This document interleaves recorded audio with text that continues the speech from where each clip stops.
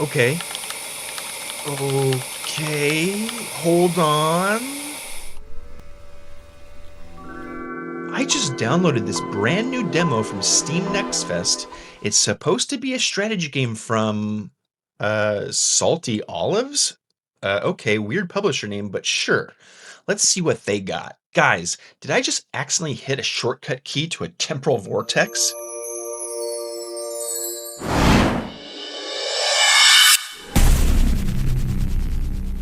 It is 2026. We are living in the age of neural networks, spatial computing, and AI that can draw a hand properly.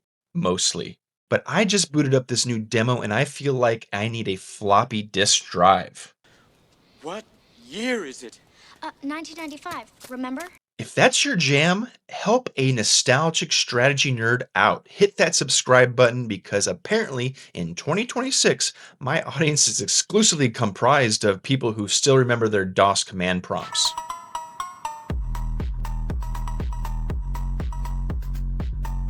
This is the official Steam page, but it's not a ROM hack. It's a deliberate, weaponized dose of pure 1990s strategy nostalgia. It's a time machine back to a simpler era when manuals were books, not FAQs, when your gaming chair was just a kitchen stool, and when booting up a new game made your PC sound like it was about to achieve low Earth orbit. We are diving into this pixelated rabbit hole today, from the bizarre mechanics to the historical accuracy. But first, how did we even get here? To understand why my brain short circuited, you have to understand my roots. I grew up in the Sega Genesis era. I had the Holy Trinity, Street Fighter II, where I developed a blister the size of a nickel,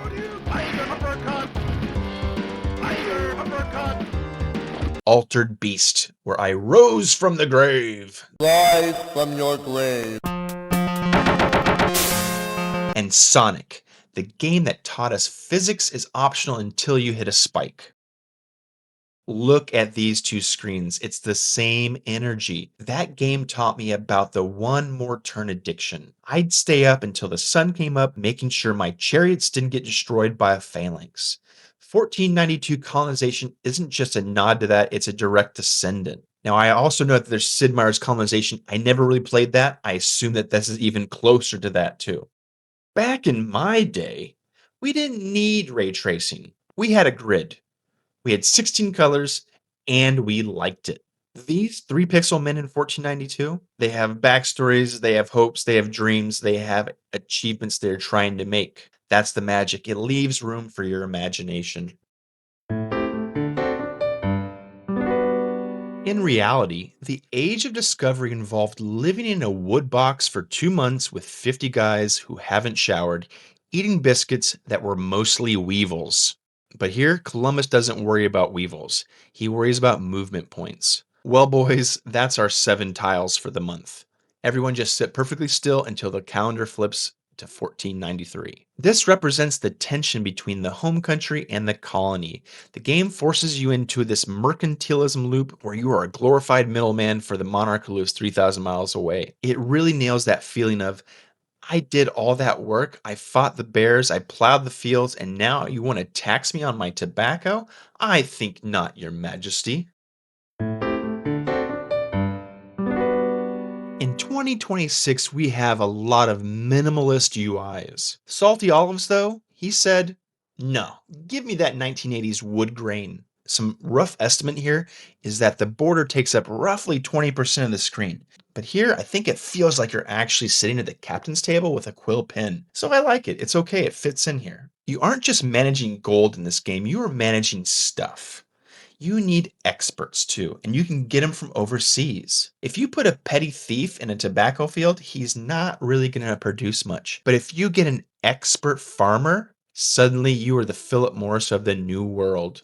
This movement mechanics and how the map unfurls and just how this game looks really reminds me of when I was playing Civ 1 for the first time. I remember I must have been 9 or 10 years old. I would go to the video store and rent Genesis games, And Civ 1 I rented, and I remember it blew me away. Having that settler walking around, unveiling the map, building cities, making warriors. This game is really hitting that nostalgic zone for me. But it also has some really new graphics. So it's a mixture of the old and the new. In fact, this kind of reminds me a little bit of like Civ 3. I remember my computer couldn't handle it and my friend had it, but I couldn't play it at home. So every once in a while I'd get to his house and start playing. But then he wouldn't let me play it very long because I could just get sucked in for 5, 6, 7 hours of playing Civ. So I remember thinking the graphics were so much better than Civ 2 and just wishing I could play. Overall, though, I am here for it. This game is, like I said, hitting that nostalgic itch for me. It is fun to play. To win this game, you are churning out liberty. But the more you talk about independence, the more the king builds the REF, the Royal Expeditionary Force. It's like training in your garage for a fight against the US Marine Corps. When you hit declare independence, the music changes. You have to rely on your inland production. You have to hope you befriended the local tribes, or they might settle some of those old grievances they have against you a lot sooner than you'd like.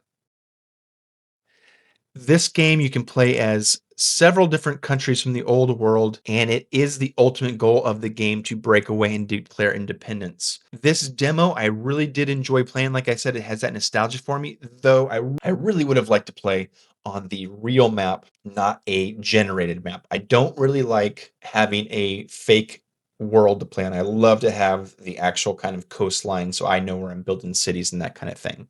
That's what I enjoy. But I do want to give a lot of big props to Mr. or Mrs. They Salty Olives. They really didn't try to modernize the soul out of this game. They kept the grid, they kept the clunk. It's the comfort food of gaming. It's like finding your favorite old hoodie in the back of the closet and realizing it still fits perfectly. 10 out of 10 for the wood grains and a solid 7 out of 10 right now for the actual game. I give it that rank because I think it is fun. It does have that nostalgic kick, though these are kind of older style of games. So if you're into that and you like that, this is probably really good for you. I wish I could have played on the American map or a real world map versus the generated one. But I do think this is at least worth a check out of the demo if you liked those original Civ games and maybe Sid Meier's Colonization. Hey guys, if you made it this far in the video, then please do consider liking and subscribing to my channel, Mr. Bunal Gaming. Please also look in the description below and you can see my TikTok and my Facebook links. Please join me there and let's have a lot of fun across the internet, sharing videos and having lots of fun. Again, generals, I appreciate your time here and I will see you on the next battlefield.